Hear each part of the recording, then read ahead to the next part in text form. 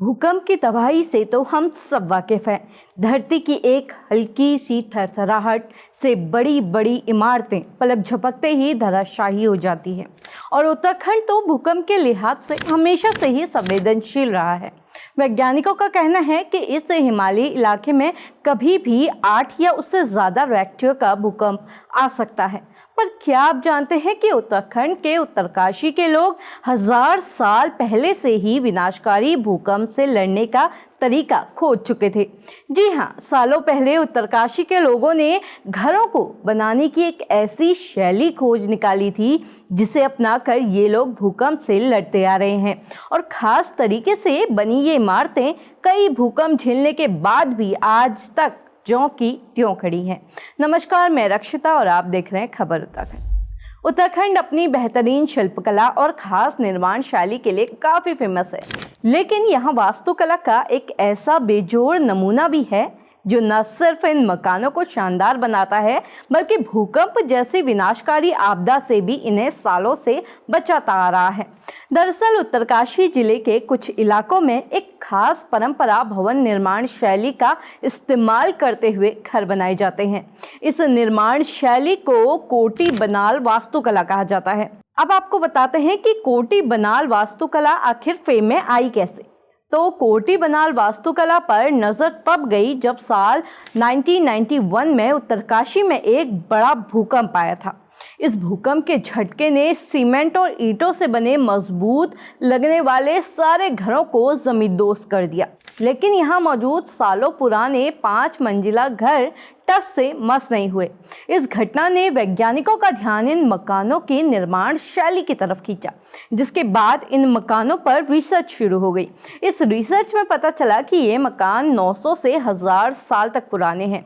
इस रिसर्च के बाद ही उत्तरकाशी के इन मकानों की निर्माण शैली को कोटी बनाल नाम दिया गया। असल में कोटी बनाल यमुना घाटी के एक ऐसे गांव का नाम है जो अपने भूकंप प्रतिरोधी घरों के लिए काफ़ी ज़्यादा फेमस है। सोचिए, सदियों पहले पहाड़ के लोग ऐसी तकनीक विकसित कर चुके थे जो आज के आधुनिक भूकंपरोधी मकानों से न सिर्फ ज़्यादा सुरक्षित है बल्कि ये वर्नाकुलर आर्किटेक्चर की भी मिसाल है। ऐसा इसलिए क्योंकि इनको बनाने में आसपास मिलने वाली चीज़ों का इस्तेमाल किया जाता है जो काफ़ी इको फ्रेंडली भी होती हैं। इस शैली में मकान बनाने के लिए सबसे पहले ऊंची लकड़ी के प्लेटफॉर्म्स का इस्तेमाल होता है।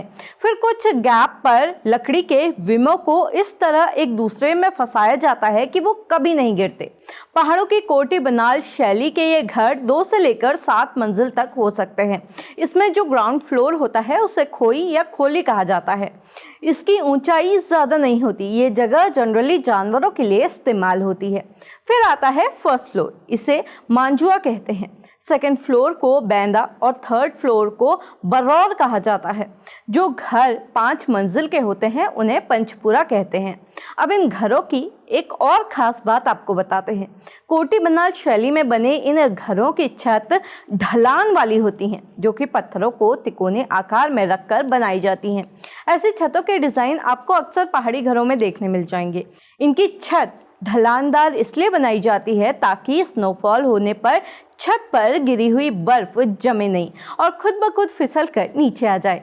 इन घरों की मजबूती और भूकंप झेलने की कैपेसिटी के पीछे एक साइंस भी छुपी हुई है। इसका जिक्र disaster mitigation and management centre के executive director doctor Piyush Rautela अपनी एक रिसर्च पेपर में करते हैं। वो लिखते हैं कि जिस तरह लकड़ियों को अरेंज करके ये मकान बनाए जाते हैं वो इन्हें भूकंप के लिहाज से सबसे सुरक्षित बना देते हैं।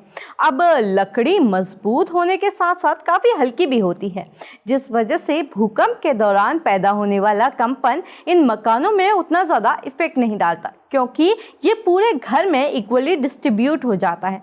पर सीमेंट के मकानों में ऐसा होना पॉसिबल नहीं है और यही वजह है कि कोटी बनाल शैली में बने ये लकड़ी के मकान साल 1334, 1505 और 1991 जैसे खतरनाक भूकंप झेलने के बाद भी सही सलामत खड़े हैं। पर कम जागरूकता की वजह से ये शैली समय के साथ खत्म होते जा रही है। इस भूकंप रोधी शैली की जगह धीरे धीरे सीमेंट से बने घरों ने ले ली है। ऐसा इसलिए भी है क्योंकि इन मकानों में बाथरूम वगैरह की सुविधा नहीं है। इसके अलावा इन मकानों के रखरखाव में भी काफी ज्यादा दिक्कतें आती है और काफी ज्यादा खर्च भी होता है। इन सब कारणों की वजह से इस शैली का इस्तेमाल कम होता जा रहा है। अगर हम ऐसे ही अपनी पुरानी परंपराएं, अपनी पुरानी विरासत को भुलाते गए और इन गलतियों से आज तक नहीं सीखे तो शायद आने वाला समय हमारे लिए और भी ज़्यादा खतरनाक साबित हो सकता है।